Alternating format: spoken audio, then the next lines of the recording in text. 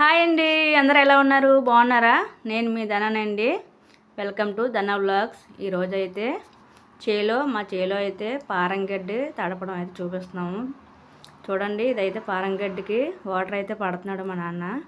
ఇక్కడ వాటర్ అయితే సైడ్ అయిపోతుందని మా ఆయన కొట్టేస్తున్నాడు అనమాట. ఇది ఇలా వేయకపోతే ఏమవుతుందంటే పక్కకి వెళ్ళిపోతుంది నీరు. ఇలా నీరు వెళ్ళిపోవడం వల్ల మనకి గడ్డి అనేది బాగా నాందనమాట. ఇలా గొట్లు వేసుకొని నీరు అన్నది బాగా పెడితే ఇలా ఇంత ఫుల్గా ఎక్కితేనే మనకి గడ్డి అనేది బాగా నాని తొందరగా ఎదుగుతుంది అనమాట.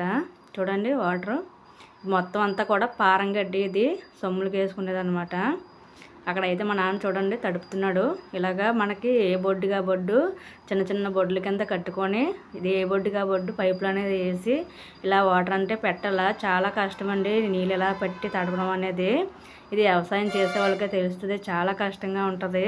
పాపం మా నాన్న 2 రోజులు ఇలాగా మొత్తం అంతా ఇందులోనే ఈ తడిపినంతసేపు కూడా అందులోనే ఉండి అలా తడుపుతూ ఉంటాడు అనమాట. ఇంకా అటు ఇటు ఇంకే పని చేసుకోకుండా చాలా కష్టమైన పని అనమాట. గొట్టలు అటు ఇటు మార్చుకుంటూ తడుపుకోవాలా. ఇంకెక్కడికి వెళ్ళినా సరే నీరు అటు ఇటు ఇరుగుకి ఏటో పక్క వెళ్ళిపోతూ ఉంటుంది అనమాట. అందువల్ల అక్కడే ఉండి చూసుకుంటూ ఉంటాడు. చెప్పాను కదా, మా నాన్న కొంచెం బాగోదలగానే దానివల్ల చాలా స్లోగా చేసుకుంటూ ఉంటాడు పని అనేది, ఫాస్ట్గా చేసుకోలేడు. చూడండి, ఇలా నీళ్ళు పట్టేటప్పుడు అయితే ఇలా కొంగలు చాలా ఎక్కువగా వస్తుంటాయి అన్నమాట. ఇక్కడికైతే ఒక కొంగ వచ్చింది.